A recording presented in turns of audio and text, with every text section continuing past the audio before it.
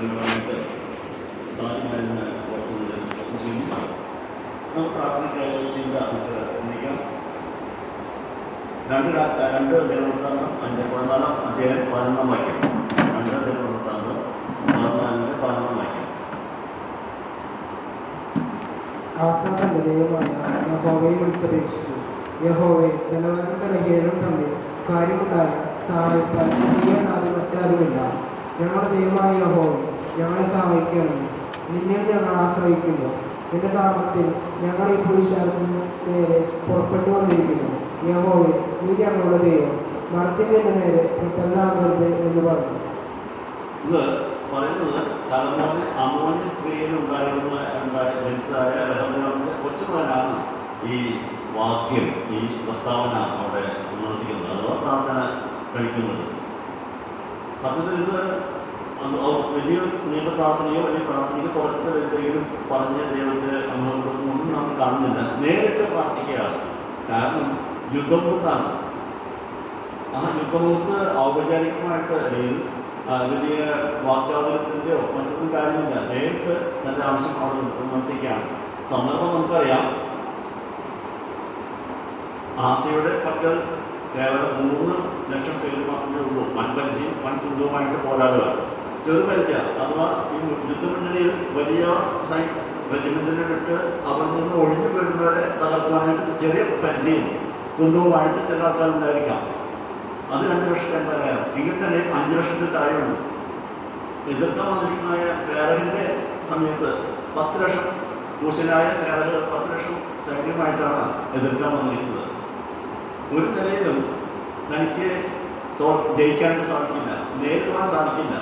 ആ സന്നിഗ്ധ ഘട്ടത്തിൽ ആസ യഹോവയോട് പറയുന്നതായ അല്ലെങ്കിൽ ഉണർത്തിക്കുന്നതായ പ്രാർത്ഥനയാണ് നാം വായിച്ചു കേട്ടത്. യഹോവയെ ബലഹീനനും താൻ ബലഹീനനാണെന്ന് സ്വയം അംഗീകരിക്കുകയും അത് അവിടെ പറയുന്ന വാക്യം തന്നെ അവിടെ പറയുന്നുണ്ട്, സഹായിക്കുവാൻ നീ അല്ലാതെ മറ്റാരുമില്ല, യഹോവയെ ഞങ്ങൾ സഹായിക്കണമേ.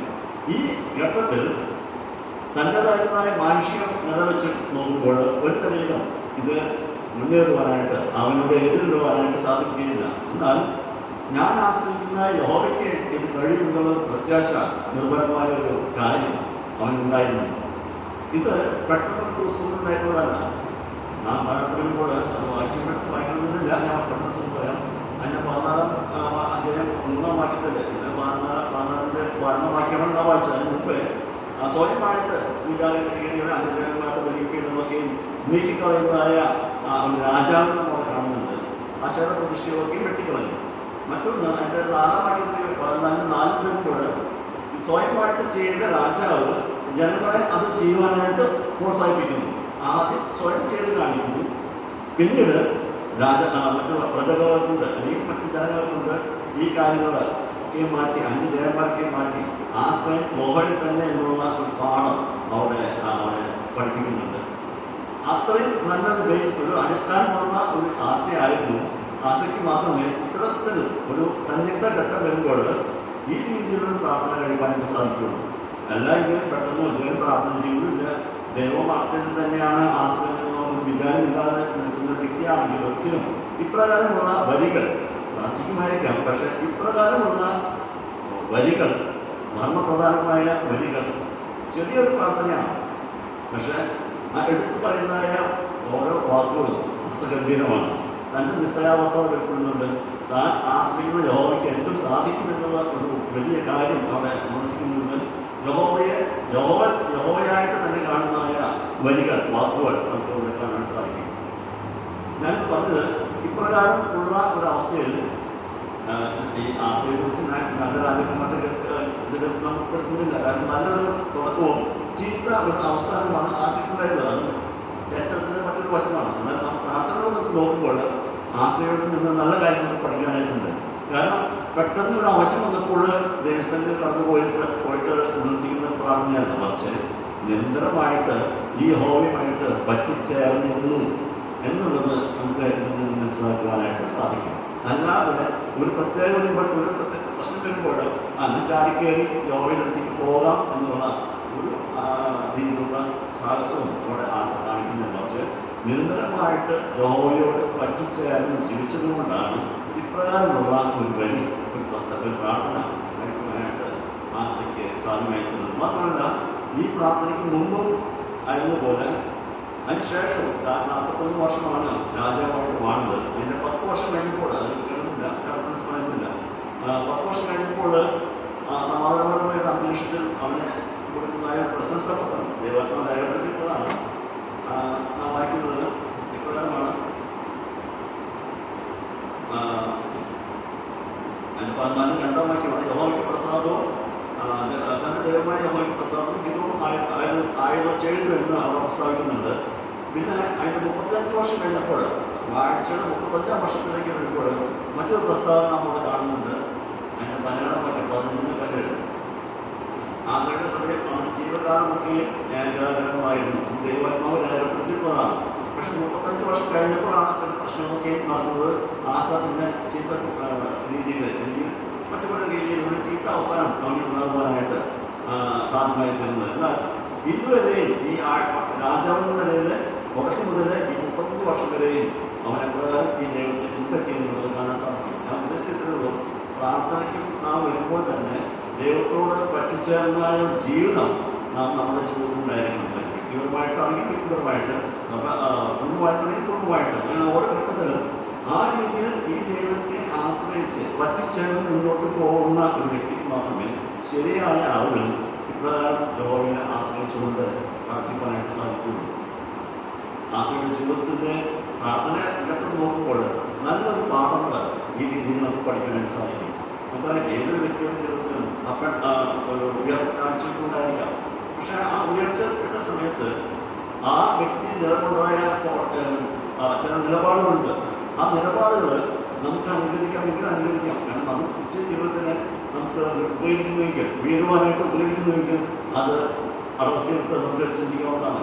മറ്റുള്ള പിന്തുടരേണ്ട ആവശ്യമില്ല, പരാജയം നമുക്ക് പിന്തുടരേണ്ട ആവശ്യമില്ല. മറിച്ച് പരാജയം നമുക്ക് പഠിക്കുവാനായിട്ട് സാധിക്കും. ഞാൻ ഉദ്ദേശിക്കുന്നത്, ഈ ആശയങ്ങൾ നോക്കുമ്പോൾ ഒരു നിലയിലും ഈ ഘട്ടത്തിൽ തനിക്ക് വിജയിക്കാൻ സാധിക്കില്ല. 10 ലക്ഷം പേരാണ് അപ്പുറത്തുള്ളത്. ആ 10 ലക്ഷം പേരെ കുറിച്ച് പറയുമ്പോൾ ഇവന്റെ പക്കലുണ്ടായിരുന്നതായ 3 ലക്ഷം, അഥവാ വൻപരിചയും വൻകുന്തവും പരിശീലിക്കുന്നതായ വ്യക്തികളുള്ളപ്പോൾ അതേ രീതിയിലുള്ള വ്യക്തികളായിരുന്നു അപ്പുറത്തുണ്ടായിരുന്നത്. ഈ സമയത്ത് ഈ യഹോവയെ തന്നെ ആശ്രയിച്ചു.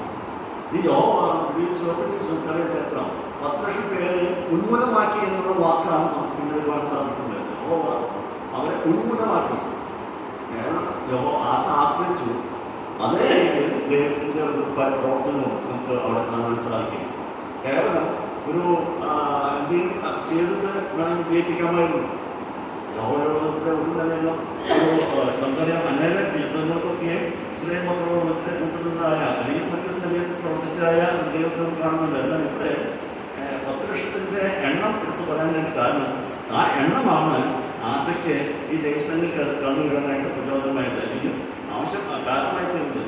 പക്ഷെ ആ 10 ലക്ഷത്തിന്റെ ഭീകരത യഹോവ ഉന്മൂലമാക്കി എന്ന് പറയുമ്പോൾ, നീ 10 ലക്ഷം കണ്ടിട്ടാണ് നീ പ്രശ്നമായിരുന്നെങ്കിൽ 10 ലക്ഷം പേരും നിന്റെ ശത്രുക്കളെ ഉന്മൂലമാക്കിയിട്ടുണ്ടെന്ന് യഹോവ അവിടെ അടിവരയിട്ട് പ്രസ്താവിക്കുകയാണ്. ആസയ്ക്ക് ഇത്ര നല്ല അടിസ്ഥാനം ഉണ്ടായിരുന്നു. പ്രാർത്ഥിക്കുന്നതിന് മുമ്പ് നല്ല ജീവിതം ഉണ്ടായിരുന്നു. ദൈവത്തെ തന്നെ ആശ്രയിക്കുകയും മറ്റെല്ലാം ദൈവത്തിന് കൊടുക്കേണ്ട മഹത്വം പൂർണ്ണമായിട്ടും ദൈവത്തിൽ ആയിരിക്കേണ്ടതിന് ഒരു തന്നെയുള്ളതായിട്ടുള്ള വിഗ്രഹങ്ങൾ ആ രാജ്യത്ത് ഉണ്ടാകാൻ പാടില്ല. അത് തന്നെ വീട്ടിൽ തുടങ്ങി.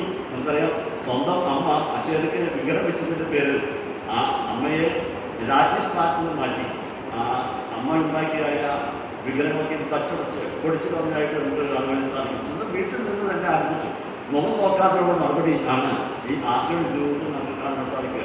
സ്വന്തം മാതാവാണെങ്കിൽ തന്നെയും തെറ്റാണെന്ന് മനസ്സിലാക്കി യഹോവയിലേക്ക് പൂർണ്ണമായിട്ടും ഉൾക്കൊള്ളുവാനായിട്ട് ആശ്രയിക്കാനായിട്ടുള്ള ഒരു സാഹചര്യം തന്നെ വീട്ടിലുണ്ടാക്കി, താൻ പ്രവർത്തിച്ചു, തൻ്റെ ജനത്തെ കൊണ്ട് പ്രവർത്തിപ്പിച്ചു. ആ രീതിയിൽ ഈ വരികൾ എഴുതുന്നതിന് മുമ്പ്, പ്രസ്താവിക്കുന്നതിന് മുമ്പ് സ്വയമായിട്ട് ഒരു പ്രാർത്ഥനയുടെ ഒരു അവസരം സാഹചര്യം അവിടെ ഉണ്ടാക്കിയതായിട്ട് കാണാൻ സാധിക്കും. അതിന് ശേഷവും ഈ പ്രാർത്ഥിച്ചതുകൊണ്ട് തന്നെ യഹോവയെ പറ്റിച്ചേർന്നുകൊണ്ട് തന്നെയാണ് തൻ്റെ 41 വർഷത്തെ രാജാവെന്ന വാഴ്ചയുടെ ഘട്ടങ്ങളിൽ ദീർഘമായ 41 വർഷത്തിൽ 35 വർഷം വരെയും നല്ലത് എന്നത് നിലയിൽ ദൈവാത്മാവ് അവൻ തൻ്റെ ദൈവമായ യഹോവയ്ക്ക് പ്രസാദവും ഹിതവും ആയുള്ളത് ചെയ്തു എന്ന് രേഖപ്പെടുത്തുവാനായിട്ട് ഇടയായിത്തീരുന്നത് ഈ ഒറ്റ പ്രാർത്ഥന ജീവിതമായിരുന്നു. നാം കേവലം പ്രാർത്ഥിക്കുന്നതിന് മുമ്പ് ആ ഒരുക്കമുള്ള ഒരു ഹൃദയം നമുക്ക് ഉണ്ടാക്കേണ്ടതാണ് എന്നുള്ളത് സൂചിപ്പിക്കാൻ വേണ്ടി മാത്രമാണ് ഇത് ഞാൻ പറഞ്ഞത്.